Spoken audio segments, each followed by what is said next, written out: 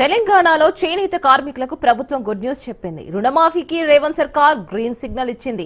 ఒక్కో కార్మికుడికి ₹1,00,000 వరకు రుణమాఫీ చేయనుంది. 2017 ఏప్రిల్ 1 నుంచి 2024 మార్చి 31 వరకు అప్పులు తీసుకున్న వారి రుణాలను మాఫీ చేయబోతోంది. 33 కోట్ల రుణమాఫీకి ప్రాథమిక అనుమతులు మంజూరయ్యాయి.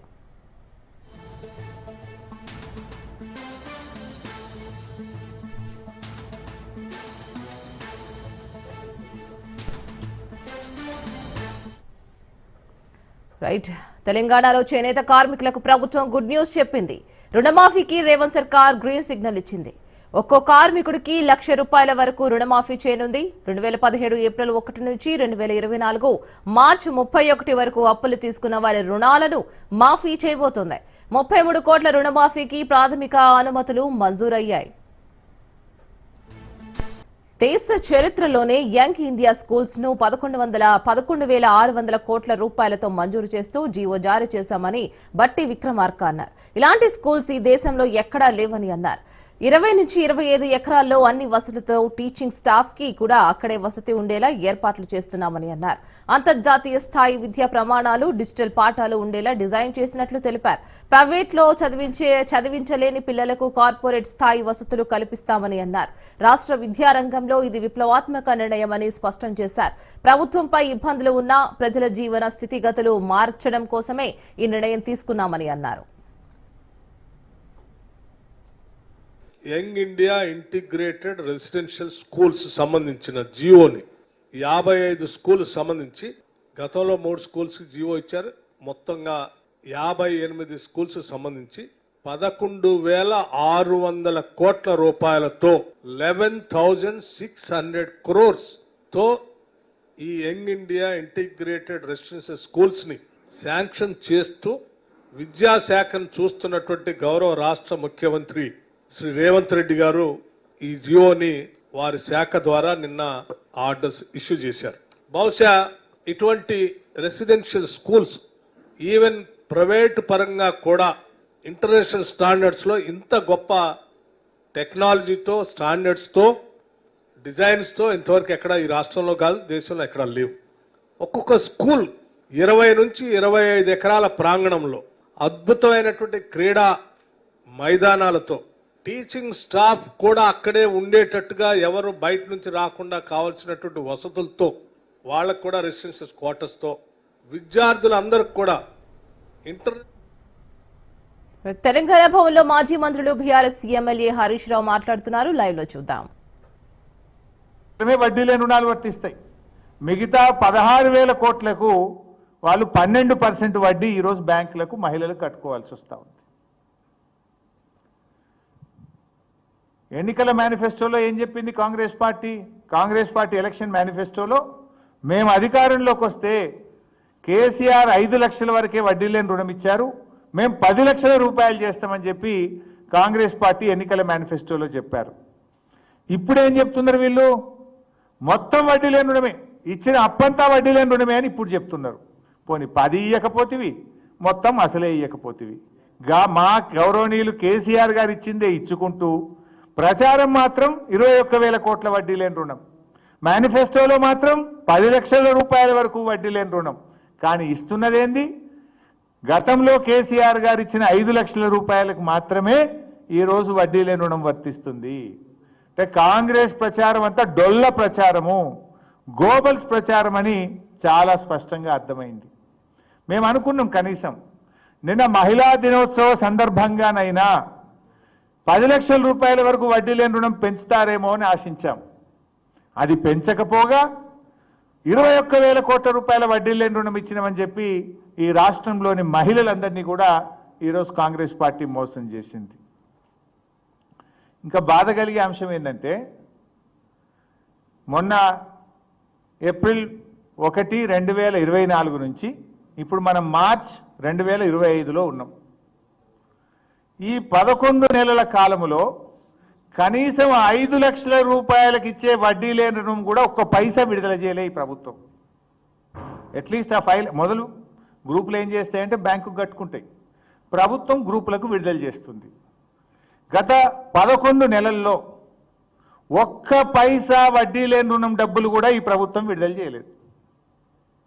చెప్పేది 21,000 కోట్లు, మేనిఫెస్టోలో చెప్పింది 10 లక్షలకు పెంచుతాం. పోనీ గవర్నమెంట్ గత ప్రభుత్వం ఇచ్చిన 5 లక్షల వరకన్నా వడ్డీ లేని రుణం డబ్బులు విడుదల చేసిందా అంటే గుండు సున్నా, గాడిద గుడ్డు. ఏప్రిల్ 1 నుంచి ఇప్పుడు మార్చి ఈరోజు 9వ తేదీ ఈ రోజు వరకు ఈ ఆర్థిక సంవత్సరంలో వడ్డీ లేని రుణం కింద నయా పైసా కూడా రేవంత్ ప్రభుత్వం మహిళలకు విడుదల చేయలేదు. ఇది రేవంత్ రెడ్డి గారు మహిళల్ని మోసం చేస్తా ఉన్నాడు. మహిళా దినోత్సవం నాడు కూడా నిజం చెప్పవా రేవంత్ రెడ్డి? పచ్చి అబద్ధాలు, నోరు తెరిస్తే అబద్ధాలు. అందుకే అన్న నేను అబద్ధానికి అంగిలాగు దొడికితే రేవంత్ రెడ్డి లెక్క ఉంటుంది అని అనవలసి వస్తుంది. ఇక మళ్ళీ కేసు పెడితే పెడతాడు కావచ్చు. వెనకటెప్పుడు నేను ఎగవేతల రేవంత్ రెడ్డి అంటే కేసు పెట్టిండు నా మీద, ఇప్పుడు ఇంకో కేసు పెడతాడు కావచ్చు. కానీ నిజమే కదా, నేను చెప్పిన దాంట్లో అబద్ధం ఏముండదు. ఇప్పుడు ఇది ఒక్కటే చెప్పి నీకు 5 నిన్న ఒక్క మీటింగ్ 5 చూపిస్తే ఇప్పుడు మీకు నేను మొదటిది ఇప్పుడు 21,000 కోట్లకు వడ్డీ లేని రుణం అనేది మోసం, దగా. నేను ఇది అసెంబ్లీ ప్రొసీడింగ్తో చూపించిన, ఒకటిగా చెప్పలే. అసెంబ్లీలో రాష్ట్ర ప్రభుత్వ సమాధానంతో నేను చెప్తున్నా. నేను అడుగుతున్నా రేవంత్ రెడ్డి గారు, ఒకవేళ నువ్వు చెప్పిందే నిజం అనుకో, 21,000 కోట్లకు రేవంత్ రెడ్డి గారు వడ్డీ లేని రుణం ఇచ్చిండు అనుకో, నువ్వు ఇచ్చుంటే ఒక వైట్ పేపర్ రిలీజ్ చేయి, శ్వేతపత్రం విడుదల చేయి. ఎన్ని వేల కోట్ల అప్పులు ఇచ్చినావు, ఏ గ్రూప్ ఎంత తీసుకున్నది, ఏ గ్రూపుకు, ఏ మండలానికి, ఏ జిల్లాకు ఎంత వడ్డీ లేని రుణం విడుదల చేసినావో మొత్తం 21,000 కోట్లకు సంబంధించిన వైట్ పేపర్ రిలీజ్ చేయి. వైసాబ్ మీకు తెలియదు ఏముంది, 21,000 కోట్లకు వడ్డీ లేని రుణం అంటే 12% ఇంట్రెస్ట్ అంటే 2,100 కోట్ల రూపాయలు ఇవ్వాలి కదా, ఇచ్చినావా? అంటే అంత మోసం. పాపం మహిళలు అమాయకులు అనుకుంటుండు. అందుకే మహిళలు నువ్వు స్పీచ్లు ఇస్తుంటే పోతుంటే గేట్ల కాడ తాళాలు వేసి పోనీయకుండా పెట్టినావు కదా. నువ్వు మాట్లాడుతుంటే లేచిపోయింది. నీ అబద్ధాలు వినలేక మహిళలు లేచిపోయే ప్రయత్నం చేసిండ్రు. ఇది మొదటిది. ఇక రెండవది, రేవంత్ రెడ్డి గారు నిన్న ఇంకో మాట మాట్లాడినరు. ఈ వీడియో కూడా చూపిస్తా మీకు నేను.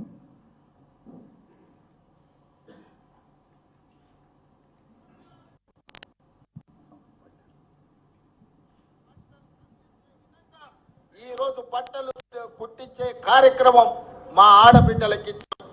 ఆనాడు 25 రూపాయలు ఉండే కుట్టుగోళ్ళు, మరి ఈనాడు మా ఆర్థిక మంత్రి బట్టి విక్రమార్క గారు దాన్ని 75 రూపాయలకు పెంచి మా ఆడబిడ్డలకు గిట్టుబాటు కావాలి, లాభసాటిగా ఉండాలి.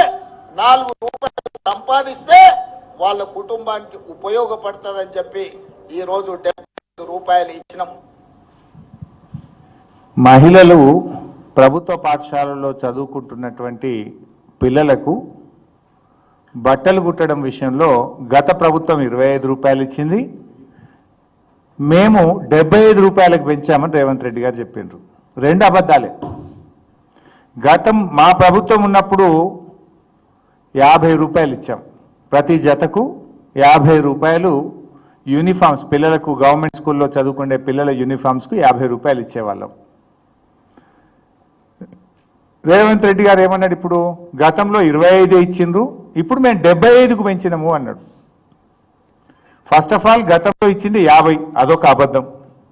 2 నువ్వు ఇప్పుడు 75కు పెంచినా అన్నావు. నాకు డౌట్ వచ్చింది, రేవంత్ రెడ్డి కదా, ముఖ్యమంత్రి కదా, అబద్ధం ఆడాడేమో అని చాలా జాగ్రత్తగా మా హెడ్ మాస్టర్కి ఫోన్ చేసిన, బట్టలు కుట్టిన మహిళలకు ఫోన్ చేసిన, డిఈఓకి ఫోన్ చేసిన, ఎంఈఓకి ఫోన్ చేసిన, చాలా మందికి 4 దిక్కులో తెలుసుకున్నా. అరే గంత అబద్ధం ఆడతాడా, గింత పచ్చిగా అబద్ధం ఆడతాడా, ఒక ముఖ్యమంత్రి ఆడొద్దు కదా అని. ఎందుకైనా మంచిదే 4 దిక్కుల ఫోన్ కొట్టి చూసిన, కానీ ఏడ చూసినా అన్న 50 రూపాయలు వచ్చినాయి. ఇదివరకు కేసీఆర్ సార్ ఉన్నప్పుడు ఎట్లయితే 50 రూపాయలు వచ్చినాయో, ఈ గవర్నమెంట్ వచ్చినాక కూడా 50 రూపాయలే వచ్చినాయి, ఏ ఊళ్ళో కూడా 75 రూపాయలు రాలేదు అన్నాడు. రేవంత్ రెడ్డి, నీ మాట మీలో ఏమైనా నిజం ఉంటే ఈ 75 రూపాయలు ఇప్పటికన్నా రిలీజ్ చేయి డబ్బులు. ఒకవేళ ఇచ్చుంటే ఎక్కడిచ్చినావు, ఏ జిల్లాలు ఇచ్చినావు, ఏ స్కూల్కి ఇచ్చినావు, వివరాలు చెప్పు అని చెప్పి నేను డిమాండ్ చేస్తున్నా. ఎందుకు ఇంత పచ్చి అబద్ధాలు మాట్లాడుతావు?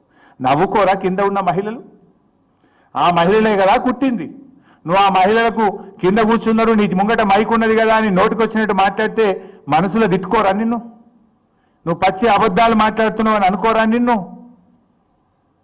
ఇస్తే 75 రూపాయలు స్టిచ్చింగ్ ఛార్జెస్ ఇస్తే ఏ ఊర్లు ఇచ్చినావో చెప్పు నాకు. నువ్వు అది పోదామా? నీ కొడంగల్కి పోదామా? లేదు మా సిద్దిపేటకు వస్తావా? 75 రూపాయలు ఇచ్చిందేమో ఏ స్కూల్ కన్నా పోదాం, ఏ మహిళా సంఘం నన్ను అడుగుదాం. నేను ఈరోజు అడిగిన చాలా మందిని, సార్ ఎక్కడ కూడా రాలేదు సార్ 50 రూపాయలు. గతంలో కేసీఆర్ సార్ ఉన్నప్పుడు 50 వచ్చినాయి సార్, ఇప్పుడు కూడా 50 వచ్చినాయి సార్ అని చెప్పిండ్రు. నువ్వు గతంలో 25 వచ్చినాయంటివి, ఇప్పుడు 75 ఇచ్చినాంటివి. రెండు అబద్ధాలే మాట్లాడుతీవి కదా.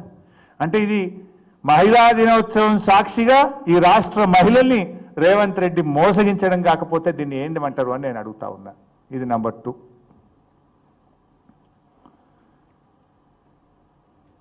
సరే, ఇంకోటి ఉండే కానీ అది మొబైల్ వ్యాన్లది మీరు చూసి ఉంటారు. ఏవి ఫిషింగ్ చేపలు అమ్ముకోవడానికి మహిళా సంఘాలకు ఇచ్చేది. అయితే దానికి కూడా నేను జెండా ఊపిరాలు మేమేమో చేసినామని. నిజం చెప్పాలంటే దాంట్లో రాష్ట్ర ప్రభుత్వం 0. వెనకట శ్రీనివాస్ యాదవ్ గారు నేను కలిసి కూడా జెండాలు ఊపిరి ఉన్నాయి. ఇడిగో ఇది గతంలో నేను శ్రీనివాస్ యాదవ్ గారు కలిసి మా ప్రభుత్వంలో కూడా ఇచ్చినవి. ఇది కేంద్ర ప్రభుత్వ పథకం 60-40. వాస్తవంగా చెప్పాలంటే 60% కేంద్ర ప్రభుత్వం సబ్సిడీ ఇస్తుంది, 40% బ్యాంకులో లోన్ తెచ్చుకుంటారు. దానికి వీళ్ళు జెండా ఊపి ఇది కూడా మేమే చేసినామంటారు. అలా వీళ్ళు చేసింది అయితే ఏమి లేదు. సరే, ఇకపోతే ఇంకో పెద్ద జోకిగా బీమా చెక్కులు. ఇది మంచిగా చూడాలి మీరు. మీకు మంచిగా అర్థం కావాలంటే చెప్పి వీడియో చూపిస్తా. ఈ రాష్ట్రంలో మహిళా సంఘాల్లో ఉండేటువంటి మహిళలకు, గ్రూపుల్లో ఉండే మహిళలకు మేము బీమా తెచ్చినాము అని చెప్పి ప్రభుత్వం చెప్పింది. అప్పుడు సంవత్సరం పూర్తయింది కదా. రేవంత్ రెడ్డి ఏడాది పాలన సందర్భంగా ఏం చేసిండ్రు అంటే రాష్ట్ర వ్యాప్తంగా మీటింగులు పెట్టిండు. మహబూబ్ నగర్లో రైతు సదస్సు అని, వరంగల్లో మహిళా సదస్సు అని రాష్ట్ర వ్యాప్తంగా మీటింగులు పెట్టిండు రేవంత్ రెడ్డి. పెట్టినప్పుడు వరంగల్లో కూడా 17th November 2024 ఒక మీటింగ్ పెట్టిండు. ఏడాది పాలన సందర్భంగా 17th November 2024 మీటింగ్ పెట్టి ఈ మహిళలకు నేను 2042 మంది మహిళలు చనిపోయినరు, వాళ్లకు 39 కోట్ల రూపాయల చెక్ 39 కోట్ల రూపాయల చెక్ ఇస్తున్నా అని చెప్పి రేవంత్ రెడ్డి గారు 35 కోట్ల రూపాయలు చెక్ ఇస్తున్నా అని చెక్ ఇచ్చాడు. ఎప్పుడు ఇది? 17th November 2024 35 కోట్ల రూపాయలు చెక్ ఇచ్చాడు. మళ్ళీ నిన్న ఒక చెక్ ఇచ్చాడు. నిన్న ఏమిచ్చిండు అంటే రాష్ట్రంలో ప్రమాదవశాత్తు చనిపోయినటువంటి మహిళలకు బీమా కింద 44 కోట్ల రూపాయలు చెక్ ఇస్తున్నాను మళ్ళొక నిన్న చెక్ ఇచ్చాడు. అంటే అది నవంబర్ 2024లో ఇచ్చింది 35 కోట్లు. ఓ 4 నెలలు అయింది కదా ఇప్పుడు, నవంబర్ టు మార్చ్. ఈ 4 నెలల మధ్య కొంతమంది చనిపోతారు కదా, అవి 9 కోట్లు కలిపి ఇప్పుడు 44 కోట్ల చెక్ ఇచ్చిండు. అంటే పాత చెక్కు పాస్ కాలే, పాత చెక్ అట్లే ఉంది, ఇప్పుడు కొత్త చెక్ ఇచ్చిండు. అంటే దీన్ని బట్టి ఏందన్నట్టు, అప్పుడు నవంబర్ 19 నాడు ఇచ్చిన చెక్కు డమ్మి చెక్ ఇచ్చిండు రేవంత్ రెడ్డి. జనరల్గా డయాస్ మీద నిజంగానే డమ్మి చెక్ ఇస్తాము, అఫిషియల్ చెక్ ఏమో బ్యాంకులో పైసలు పడతాయి. కానీ అది డూప్లికేట్ చెక్ అని తేలిపోయింది. మళ్ళీ ఇప్పుడు ఒక చెక్ ఇచ్చిండు 44 కోట్ల రూపాయలకి, ఇప్పుడు మళ్ళీ ఒక చెక్ ఇచ్చిండు. నాకు డౌట్ వస్తుంది, ఇప్పుడన్నా ఈ చెక్కు పాస్ అవుతుందా, లేకపోతే మళ్ళీ June 2 రాష్ట్ర ఏర్పాటు సందర్భంగా మళ్ళీ కలిపి మళ్ళీ ఒక చెక్ గిట్టిస్తాడా డౌట్ వస్తుంది నాకు.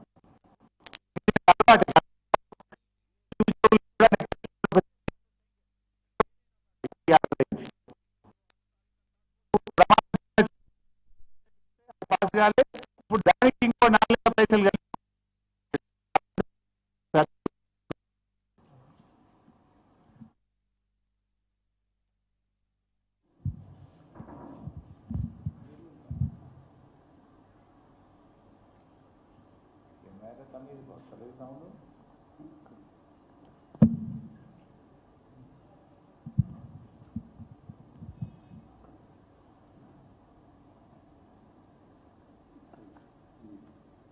CMD K. Varun Reddy, TG SPDCL CMD Musharraf Farooq garu, alage CEO sir Srimati Gautami Jilla Mahila Samakhya Khammam Sammakka Sarakka జిల్లా సమాఖ్య భూపాలపల్లి, జిల్లా మహిళా సమాఖ్య నారాయణపేట్, సుభాషిణి మంజుల చంద్రకళ 35,23,00,000 బీమా చెక్ తీసుకుంటారు. Honourable MD Transco and CEO SERP, TGNPDCL CMD K Varun Reddy, TG SPDCL CMD Musharraf Farooq గారు, అలాగే CEO SERP Srimathi Divya Devarajan IAS గారు ఎంఓయు 23,000 కోట్లు. దీని తర్వాత ప్రమాద బీమాకు 45 కోట్లు. సో అంటే ముఖ్యమంత్రి ఇచ్చే చెక్కులు డమ్మి చెక్కులు అయిపోయినాయి. వరంగల్ ఇచ్చిన చెక్కే మళ్ళీ ఇచ్చింది ఇప్పుడు హైదరాబాద్లో. అంటే నువ్వు ఎంత మహిళల్ని మోసం చేస్తున్నావు సీఎం గారు? అంటే ఇంతకంటే దివాలాకోరు దిక్కుమాల రాజకీయం ఒకటి ఉంటుందా? ఒక ముఖ్యమంత్రి స్థాయిలో ఇచ్చిన చెక్కులు పాస్ కాకపోతే ఆ ప్రభుత్వానికి, ఆ ముఖ్యమంత్రికి ఏమైనా గౌరవం ఉంటుందా అని నేను అడుగుతా ఉన్నా రేవంత్ రెడ్డిని. అంటే ఎవరికి ఏం తెలియదు, నేను ఏం చెప్తే అదే వేదం అనుకుంటుండే ఆయన.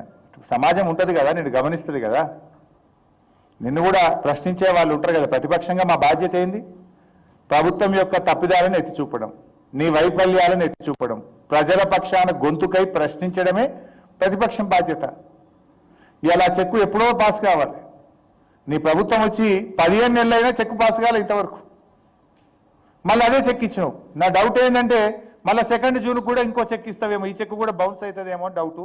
ఇప్పటికైనా రేవంత్ రెడ్డి గారు కనీసం నిన్న ఇచ్చిన చెక్కునన్నా రేపు సోమవారం పొద్దుగాల పాస్ చేపిమని బట్టి విక్రమ్, ఎందుకంటే కమిషన్ లేకపోతే గవర్నమెంట్లో పైసలు వస్తలేవు, ఈడనేమో కమిషన్ రాదు. ఇదంతా చనిపోయిన కుటుంబాలు.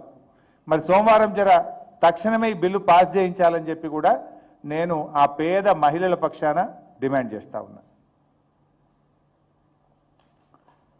ఇది ఆ చెక్, ఇది వరంగల్ ఇచ్చిన చెక్. ఇది వరంగల్లో రేవంత్ రెడ్డి గారు ఇచ్చిన చెక్. ఇది డేట్ కూడా ఉంది చూడండి, 19/11/2024. వరంగల్లో డిసెంబర్ 19 నాడు ఇచ్చిండు రేవంత్ రెడ్డి గారు. ఈ చెక్ ఇంతకు పాస్ కాలేదు. అయితే దీనికి 9 కోట్లు కలిపి నిన్న 44కో 45కో మళ్ళీ చెక్ ఇచ్చాడు. ఇది కూడా పాస్ అవుతుందా మరి నెక్స్ట్ మంత్కి పోతుందా అనేది క్వశ్చన్ మార్క్. ఇక నిన్న బట్టి విక్రమార్క గారు కూడా చాలా విలువలు లేకుండా స్థాయికి దిగజార్చుకొని నిన్న బట్టి గారు మాట్లాడారు. నాకేమో ఆయనంటే కొంత గౌరవం ఉండేది, ఎందుకంటే పోయినసారి సెషన్లో అసెంబ్లీలో కూడా ఉండేవాడు. నేను శాసనసభ వ్యవహారాల మంత్రిగా ఉన్నప్పుడు కూడా వారు సిఎల్పి నాయకుడిగా అసెంబ్లీలో చూశాను. కొద్దో గొప్ప విలువలు ఉన్నాయని అనుకునేవాడిని. కానీ ఆ రేవంత్ రెడ్డి గారి దుష్ట సావాసంతో బట్టి గారు కూడా చెడిపోయారు. నిన్న నా మీద మాట్లాడుతూ బాడీ షేమింగ్, నిన్న మీరు చూసుంటారు టీవీలో, వ్యక్తిగతంగా మాట్లాడారు. నా ఎత్తు గురించి మాట్లాడిండు. సరే, అది నేను కూడా మాట్లాడవచ్చు, కానీ నేను ఆయన విజ్ఞతకే వదిలేస్తున్నా. ఎందుకంటే నాకు ఈ ఎత్తుల గురించి, పొట్టోళ్ళు పొడుగోళ్ళు, బాడీ షేమింగ్, దీంతో ఉపయోగం లేదు. నాకు ప్రజలు ముఖ్యం, రాష్ట్రం ముఖ్యం, ప్రజల పక్షాన మాట్లాడడం నాకు ముఖ్యం. వ్యక్తిగతంగా మాట్లాడడం అంటే అంతకంటే గట్టిగా మాట్లాడగలుగుతాను, అంతకంటే దిగజారుడు రాజకీయాలు కూడా చేయగలుగుతాం. కానీ మాకు విలువలతో మాట్లాడడం అలవాటు. సో బట్టి గారు, నేను అది మీ విజ్ఞతకే వదిలేస్తున్నా. కానీ నేను ఒకటే అడుగుతున్నా, అట్లీస్ట్ నిన్న మీరు మాట్లాడుతూ మహిళల్ని అదానీ చేస్తాము, అంబానీ చేస్తామని అన్నారు, కోటీశ్వరులు చేస్తామన్నారు, సంతోషం. నేను బట్టి గారిని సూటిగా అడుగుతా ఉన్నా. 1 ఏప్రిల్ 1, 2024 నుంచి ఈ రోజు వరకు ఉన్న వడ్డీ లేని రుణం డబ్బులు వెంటనే విడుదల చేసి మహిళల పట్ల నీ చిత్తశుద్ధిని రుజువు చేసుకో. నంబర్ 1. నంబర్ 2, మీరు అన్నారు 21,000 కోట్ల వడ్డీ లేని రుణం ఇస్తామన్నారు కదా. ఆ 21,000 మహిళలు ఎంత రుణం తీసుకుంటే మొత్తం రుణానికి వడ్డీ లేని రుణం ఇస్తాము అని జీవోను సవరించి విడుదల చేయమని చెప్పి నేను బట్టి గారిని డిమాండ్ చేస్తా ఉన్నా. 3వది, నిన్న మీ ముఖ్యమంత్రి గారు నీ పేరు తీసుకొని చెప్పారు బట్టి గారు. మా బట్టి గారు స్టిచ్చింగ్ ఛార్జెస్ 75 రూపాయలు పెంచిందని చెప్పింది కదా. ఈ రాష్ట్రంలో 75 రూపాయలు ఏ మహిళకు కూడా రాలేదు. తక్షణమే ఆ డబ్బులు విడుదల చేయాలని చెప్పి నేను బట్టి గారిని డిమాండ్ చేస్తా ఉన్నా. నంబర్ 3, నంబర్ 4, బట్టి గారు కొంచెం వెనక ముందు చూసుకోండి. మీరు ఆర్థిక శాఖ మంత్రి, అన్ని వివరాలు మీ దగ్గర ఉంటాయి. నిన్న బట్టి గారు మాట్లాడుతూ ఏమన్నాడో ముందు చూసిన తర్వాత నేను విషయానికి వస్తాను. 10 సంవత్సరాల బడ్జెట్ గురించి ఒక 10,000 కోట్ల రూపాయల మీ గురించి ఆలోచన చేసి వడ్డీ లేని రుణాలు ఏమన్నా ఇచ్చాడా? ఏమైంది ఆ రోజు? లేకపోతే 10 సంవత్సరాల బడ్జెట్ గురించి ఒక 10,000 కోట్ల రూపాయల మీ గురించి ఆలోచన చేసి వడ్డీ లేని రుణాలు ఏమన్నా ఇచ్చాడా? ఏమైంది ఆ రోజు? సో బట్టి గారు ఏమంటున్నారు, మొత్తం మా 10 ఏళ్ల పాలనలో 10,000 కోట్ల రూపాయల వడ్డీ లేని రుణాలైనా ఇచ్చారా అని గొంతు పెంచుకొని మాట్లాడండి. బట్టి గారు, ఒకవేళ 2022-23 సంవత్సరంలోనే 13,000 కోట్ల రూపాయలు ఇచ్చాం, 1 ఫైనాన్షియల్ ఇయర్. మా ప్రభుత్వం అధికారంలోకి వచ్చినాడు ఆనాటి కాంగ్రెస్ ప్రభుత్వం హార్డ్లీ 3,000 కోట్లు 2,000 కోట్లు ఇచ్చింది వడ్డీ లేని రుణం. మీరు 2,000-3,000 కోట్లు మీరు ఇస్తే 1,00,000 కోట్ల రూపాయలు మహిళా సంఘాలకు మేము బ్యాంక్ లింకేజ్ ఇప్పించాం. 1,00,000 కోట్లు ఇప్పించాం. అది సెర్ప్ ద్వారా, మెప్మా ద్వారా, స్త్రీనిధి ద్వారా 3 రకాలుగా 1,00,000 కోట్ల రూపాయలు బ్యాంక్ లింకేజ్ ఇచ్చింది బీఆర్ఎస్ ప్రభుత్వం. కానీ నువ్వేం మాట్లాడుతున్నావు? 10,000 కోట్లైనా ఇచ్చారా అంటున్నావు. 10,000 కోట్లు మేము దిగిపోయే సంవత్సరం 9 నెలల్లోనే 10,000 కోట్లు ఇచ్చాం. 2023-24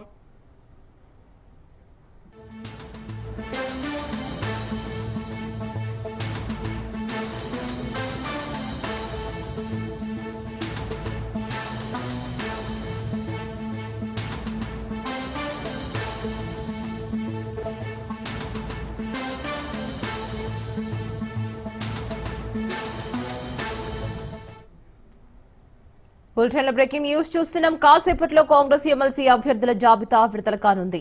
అభ్యర్థుల ఎంపికపై ఖర్గే, కేసీ వేణుగోపాల్తో చర్చించారు. ముఖ్య నేతలతో ఫోన్లో మాట్లాడారు. ఇప్పటికే టీపీసీసీ రిపోర్ట్ అందజేసింది. ఎమ్మెల్సీ రేసులో వేం నరేందర్ రెడ్డి, అథంకి దయాకర్, కుసుమ కుమార్, విజయబాయి, అలాగే బెల్లయ్య నాయక్, అజారుద్దీన్, మోతే రోహిత్ ఉన్నారు. దీని మీద మరిన్ని అప్డేట్స్ మా ప్రతినిధి రాజిరెడ్డి అందిస్తారు. రాజిరెడ్డి, రేపటికే చివరి తేదీ ఎమ్మెల్సీ అభ్యర్థుల నామినేషన్ కు. ఎమ్మెల్యే కోట ఎమ్మెల్సీ కింద బీజేపీ కాంగ్రెస్ పార్టీకి 4 స్థానాలు రావాల్సింది. ఆ 4 స్థానాలు సంఖ్యాపరంగా రావాలి. అయితే ఇప్పటికే సిపిఐ కూడా, మిత్రపక్షంగా ఉన్నటువంటి సిపిఐ తమకు కూడా సీట్ కావాలి, ఒక ఎమ్మెల్సీ స్థానం కావాలని కూడా కోరుతుంది. ఈ యొక్క నేపథ్యంలో ఇప్పటికే తీవ్ర కసరత్తు కూడా చేశారు. ఉదయం మీనాక్షి నటరాజన్ కాంగ్రెస్ ముఖ్య నేతలతో కూడా సంప్రదింపులు జరిపారు. టెలికాన్ఫరెన్స్ లో రేవంత్ రెడ్డి, ఉత్తమ్ కుమార్ రెడ్డి, పిసిసి అధ్యక్షుడు మహేష్ కుమార్, అదేవిధంగా డిప్యూటీ సీఎం పట్టి విక్రమార్కతో ఫోన్ లో కూడా సంప్రదించారు. ఎవరికి ఇస్తే బాగుంటుంది, ఎలా ముందుకెళ్తే బాగుంటుంది అనేది కూడా మీనాక్షి నటరాజన్ ఒక రిపోర్ట్ అయితే వీళ్ళ దగ్గర నుంచి తీసుకుంది. అదేవిధంగా కేసీ వేణుగోపాల్ ఢిల్లీ వచ్చారు. నేరుగా మల్లికార్జున ఖర్గేతో భేటీ అయ్యారు. మీనాక్షి నటరాజన్ ఇక్కడ ఉన్నటువంటి రాష్ట్ర పరిస్థితులు, ఎవరెవరు టికెట్ ఆశిస్తున్నారో వాళ్ళందరి వివరాలను కూడా ఇచ్చినట్టు తెలుస్తుంది. అదేవిధంగా నామినేటెడ్ పోస్ట్ లో ఉన్న వాళ్ళు, అంటే కార్పొరేషన్ పోస్ట్ లో, కార్పొరేషన్ చైర్మన్ పోస్ట్ లో ఉన్న వాళ్ళు, అంతేకాకుండా 2023 ఎన్నికల్లో పోటీ చేసిన వాళ్ళు, అసెంబ్లీ ఎన్నికల్లో కానీ ఎంపీ ఎన్నికల్లో కానీ పోటీ చేసి ఓడిపోయిన వాళ్ళకు కూడా ఎట్టి పరిస్థితుల్లో ఎమ్మెల్సీ ఇవ్వకూడదు అనేది కూడా ఒక నిర్ణయానికి వచ్చినట్టు తెలుస్తుంది. అయితే ఇప్పటికే కుసుమ కుమార్ కోసం జగ్గారెడ్డి ఏకంగా ఢిల్లీ వెళ్లి తన ప్రయత్నాలను తాను జగ్గారెడ్డి చేస్తున్నారు. అదేవిధంగా మంత్రి శ్రీధర్ బాబు కూడా సీనియర్ నేత, మాజీ మంత్రి, మాజీ ఎమ్మెల్సీ జీవన్ రెడ్డి కోసం కూడా ముమ్మర ప్రయత్నం చేస్తున్నారు. అదే విధంగా ఎవరికి ఇవ్వాలి ఏంది అనేది కూడా సామాజిక సమీకరణాలు, సామాజిక కోణాల నేపథ్యంలో తెర మీదకి తీసుకొస్తున్నారు. అయితే ఇప్పుడు ఉన్నటువంటి పరిస్థితుల్లో రెడ్డి కమ్యూనిటీ నుంచి ప్రభుత్వ ముఖ్యమంత్రి సలహాదారు అయినటువంటి వేం నరేందర్ రెడ్డి, అదేవిధంగా మాజీ ఎమ్మెల్సీ జీవన్ రెడ్డి, కుసుమ కుమార్ కమ్మ సామాజిక వర్గం నుంచి రేస్ లో ఉన్నారు. అంతేకాకుండా ఎస్సీ సామాజిక వర్గం నుంచి అద్దంకి దయాకర్ కూడా రేస్ లో ఉన్నట్టు తెలుస్తుంది. అయితే ఎవరి ప్రయత్నాలు వాళ్ళు చేస్తున్నారు, సామాజిక సమీకరణాలు, సామాజిక కోణాల నేపథ్యంలో ఎవరికిస్తే బాగుంటుంది అనేది కూడా ఒక నిర్ణయానికి వచ్చినట్టు తెలుస్తుంది. అందులో భాగంగా ఎవరికి ఇవ్వాలి ఏంది అనేది కూడా ఆలోచన చేస్తున్నారు. బెల్లయ్య నాయక్ ఎస్టీ సామాజిక వర్గం నుంచి, అదే విధంగా అజారుద్దీన్ మైనార్టీ నుంచి, ఇలా ఎవరికి వాళ్ళే ప్రయత్నాలు చేస్తున్నారు. ఒకవేళ సిపిఐ కూడా తీవ్ర ప్రయత్నం చేస్తుంది. ఒకవేళ సిపిఐకి ఒక స్థానం కనుక ఇస్తే మిగిలిన 3 స్థానాలు కాంగ్రెస్ కు వెళ్లే అవకాశాలు ఉన్నాయి. సామాజిక సమీకరణ నేపథ్యంలో, సామాజిక కోణాల నేపథ్యంలో ఎవరికి వారే ప్రయత్నాలు చేస్తున్నారు. ఎవరికి ఈ యొక్క ఎమ్మెల్సీ వరిస్తుందో అనేది కూడా చాలా ఇంట్రెస్టింగ్ అయితే ఉంది. అదే విధంగా ఇప్పటి నుండే గాంధీ భవన్ ఇన్ఛార్జ్ గా ఉన్నటువంటి కుమార్ రావు కూడా తన ప్రయత్నాలను ముమ్మరం చేశారు. ఈ రోజు రాత్రి వరకు స్పష్టత వచ్చే అవకాశాలు అయితే కనబడుతుంది. Right Rajireddy, thank you.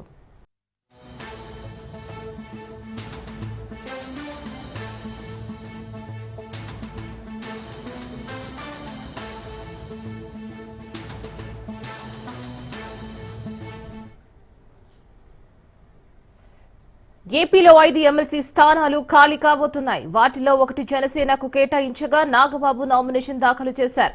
4 సీట్లు మిగిలి ఉన్నాయి. వీటి కోసం టీడీపీలో తీవ్ర పోటీ నెలకొంది. చాలా మంది నేతలు ఈ పదవులను ఆశిస్తున్నారు. చంద్రబాబు లోకేష్ ను ప్రసన్నం చేసుకుంటున్నారు. ఎమ్మెల్యే కోట ఎమ్మెల్సీ ఎన్నికలు సమీపిస్తున్నాయి. మార్చి 10వ తేదీ నామినేషన్లకు ఆఖరి రోజు. మొత్తం 5 స్థానాలు ఖాళీ అవ్వగా ప్రస్తుతం జనసేన నుంచి నాగబాబు ఒక్కరు మాత్రమే నామినేషన్ దాఖలు చేశారు. మిగిలిన 4 స్థానాలకు ఎవరు నామినేషన్ వేయలేదు. ఇక మిగిలింది 10వ తేదీ ఒక్కరోజే. అయినా టీడీపీ ఇంకా అభ్యర్థులను ఫైనల్ చేయలేదు. ఎమ్మెల్సీ పదవులు ఆశిస్తున్న వారిలో చాలా మంది ఇప్పటికే చంద్రబాబు లోకేష్ ను కలిశారు. తమకు అవకాశం ఇవ్వాలని కోరారు. ఇక దీంతో నేతల్లో టెన్షన్ నెలకొంది. దీని మీద మరిన్ని అప్డేట్స్ మా ప్రతినిధి క్రాంతి అందిస్తారు. క్రాంతి, ఎప్పుడైనా ప్రస్తుతం ఎమ్మెల్యే కోట ఎమ్మెల్సీ అభ్యర్థుల జాబితాకి సంబంధించి సస్పెన్స్ కొనసాగుతుంది. అయితే రేపు ఒక్కరోజే గడువు ఉండటంతో ప్రస్తుతం ఆశావాహుల సంఖ్య అయితే అధికంగా ఉంది. దానికి సంబంధించి ఉదయం నుంచి చంద్రబాబు నివాసంలో ఈ అభ్యర్థుల ఫైనల్ కి సంబంధించి కసరత్తు కొనసాగుతుంది. ఈ నేపథ్యంలోనే ఇప్పటికే పెద్ద ఎత్తున ఆశావాహులందరూ కూడా తమకి టికెట్ కేటాయించాలంటూ ఉండవల్లి నివాసానికి చేరుకున్న పరిస్థితి అయితే ఉంది. ఇక రిపోర్ట్ల ఆధారంగానే అభ్యర్థుల ఎంపిక ప్రక్రియను చంద్రబాబు దృష్టి సారించిన పరిస్థితి అయితే ఉంది.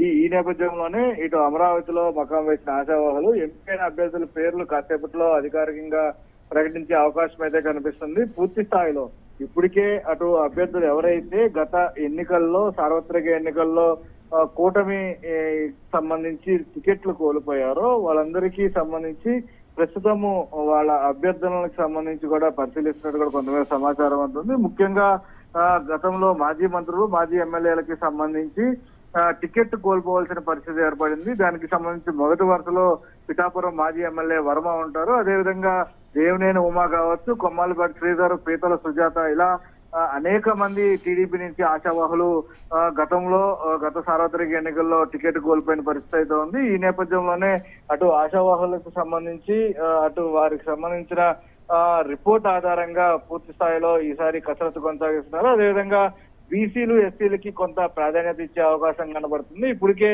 అటు 5 స్థానాల్లో ఒకటి జనసేనకి ఇచ్చిన నేపథ్యంలో, జనసేన కాపు నేత నాగబాబుకి ఇచ్చిన నేపథ్యంలో కాపు సామాజిక వర్గం కాబట్టి మిగతా 4 స్థానాలకి సంబంధించి బీసీలు, ఎస్సీలకి కేటాయించే విధంగా కూడా అటు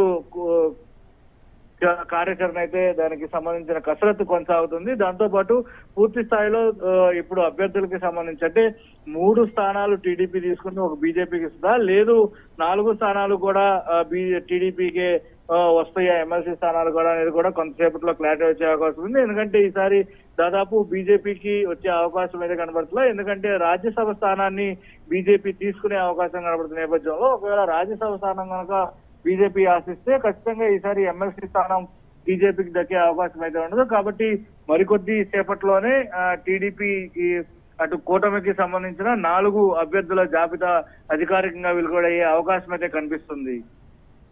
క్రాంతి, థ్యాంక్ యూ.